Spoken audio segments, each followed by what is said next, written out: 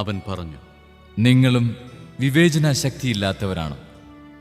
പുറമേ നിന്ന് മനുഷ്യന്റെ ഉള്ളിൽ പ്രവേശിക്കുന്ന ഒന്നിനും അവനെ അശുദ്ധനാക്കാൻ സാധിക്കുകയില്ലെന്ന് നിങ്ങൾ മനസ്സിലാക്കുന്നില്ലേ?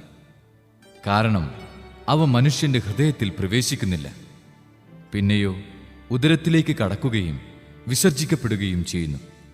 എല്ലാ ഭക്ഷണപദാർത്ഥങ്ങളും ശുദ്ധമാണെന്ന് അങ്ങനെ അവൻ പ്രഖ്യാപിച്ചു. അവൻ തുടർന്നു, ഒരുവന്റെ ഉള്ളിൽ നിന്ന് പുറപ്പെടുന്ന കാര്യങ്ങളാണ് അവനെ അശുദ്ധനാക്കുന്നത്.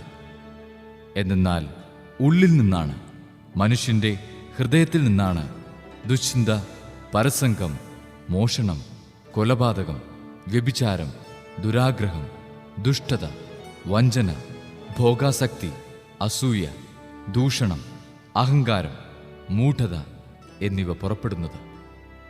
ഈ തിന്മകളെല്ലാം ഉള്ളിൽ നിന്ന് വരുന്നു. അവ മനുഷ്യനെ അശുദ്ധനാക്കുകയും ചെയ്യുന്നു. ക്രൂശിൻ ചാരേ